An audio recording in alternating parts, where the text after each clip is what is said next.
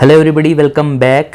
This is Akshay Chopra, lecturer of biology. प्यारे बच्चों, अगर आपको भी 10वीं क्लास के बाद स्ट्रीम चूज़ करने में प्रॉब्लम हो रही है कि 10वीं क्लास के बाद अगर हम साइंस लेंगे तो हमें क्या क्या बेनिफिट होंगे, कौन कौन से सब्जेक्ट होंगे, क्या क्या करियर ऑप्शन है, तो वो सारे आपके सवाल के जवाब मैं इस वीडियो में दूंगा। आप बने रहें इस वीडियो में एंड तक।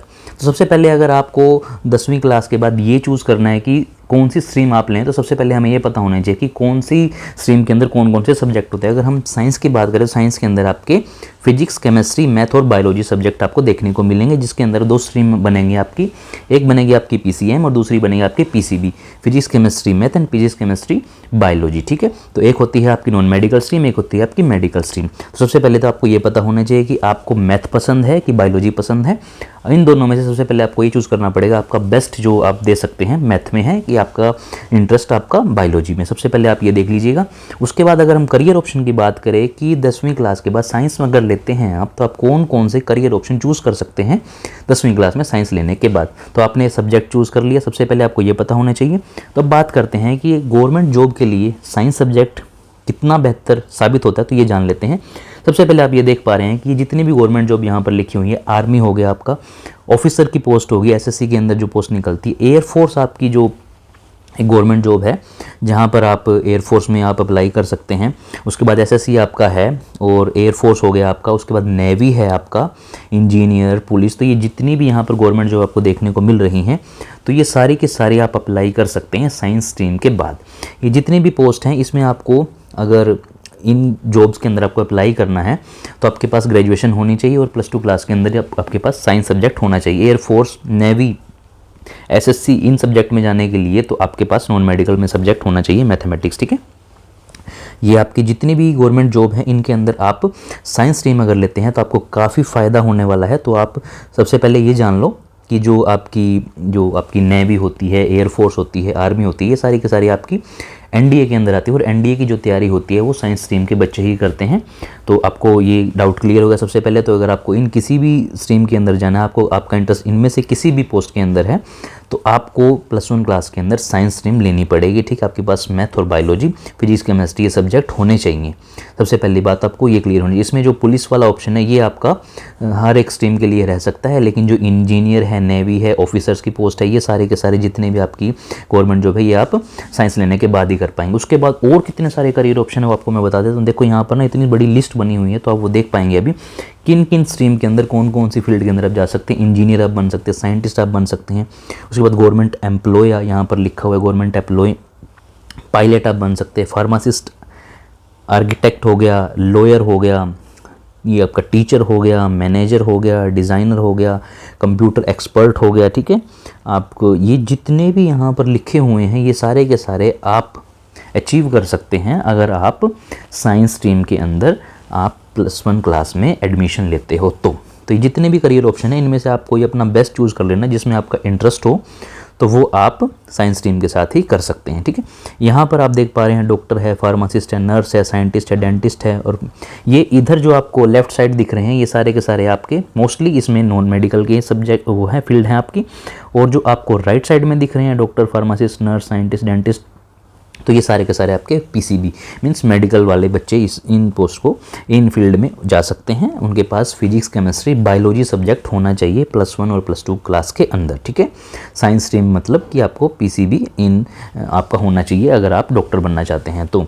और जो लेफ्ट साइड में आपको जो पोस्ट दिख रही है वहाँ पर आपके पास पीसीएम होना चाहिए।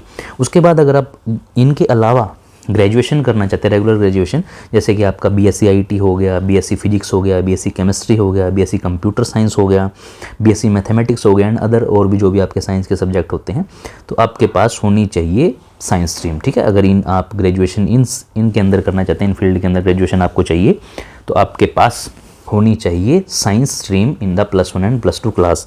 और गवर्नमेंट जॉब भी आपको बहुत ईजीली तरीके से मिलेगी, क्योंकि आपको गवर्नमेंट जॉब पाने के लिए ग्रेजुएट होना कंपलसरी है। ठीक है, तो आप इन जो भी आपको यहाँ पर दिख पा रहे हैं रेगुलर ग्रेजुएशन कोर्स है, तो ये आप अप्लाई कर सकते हैं, आप इनके अंदर एडमिशन ले सकते हैं अगर आपके पास +1 +2 क्लास के अंदर मेडिकल स्ट्रीम है तो।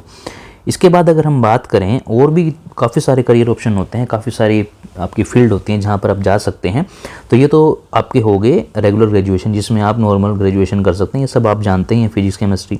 अब ये केमिस्ट्री वालों के लिए भी है यहाँ पर, जैसे आप BSc chemistry, BSc physics, BSc computer science, BSc mathematics आप कर सकते हैं, ठीक है। उसके बाद करियर ऑप्शन की अगर और हम बात करें तो आप यहाँ पर डाटा साइंटिस्ट, टेक्नीशियन, इंजीनियर, ये भी आप अप्लाई कर सकते हैं अगर आपके पास +1 +2 के अंदर साइंस स्ट्रीम है तो कितने सारे करियर ऑप्शन आपने अभी ये देखे हैं, अभी और भी बाकी हैं, तो भी आप देखो।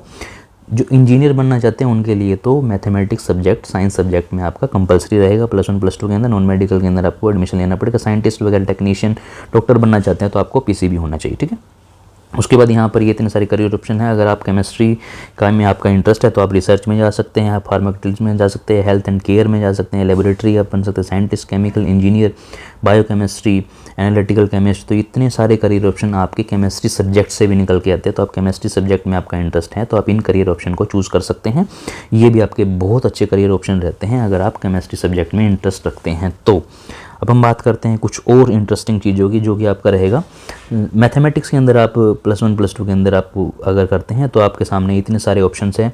आप इंजीनियर बन सकते हैं, आप बैंकिंग फील्ड में जा सकते हैं, अकाउंटेंसी के अंदर जा सकते हैं।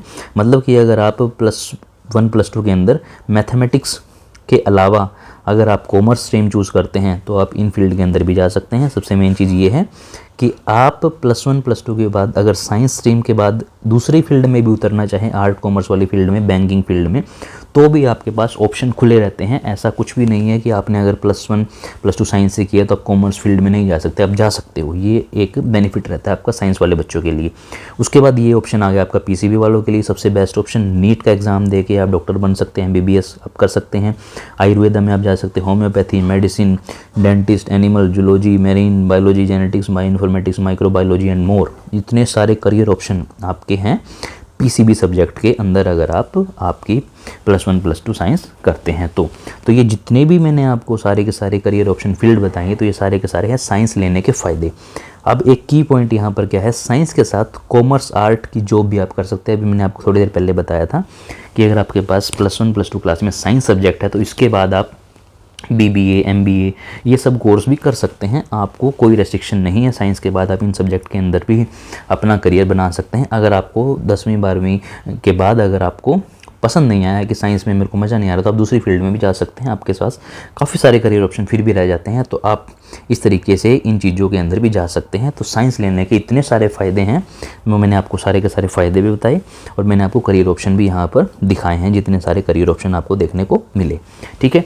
तो 11th 12th में आप सोच समझ के अपना करियर ऑप्शन चूज़ करना, आप सब्जेक्ट चूज़ करना। फिर भी अगर कोई डाउट रह जाता है तो आप इस वीडियो के कमेंट सेक्शन में अपना डाउट लिख सकते हैं। अगर आपको और किसी फील्ड में जाना है वो भी आप पूछ सकते हैं। इस वीडियो में इतना ही। अगर आप नए हैं और ऐसी वीडियो और चाहते हैं तो प्लीज़ इस चैनल को सब्सक्राइब जरूर कर लीजिएगा। Thank you so much.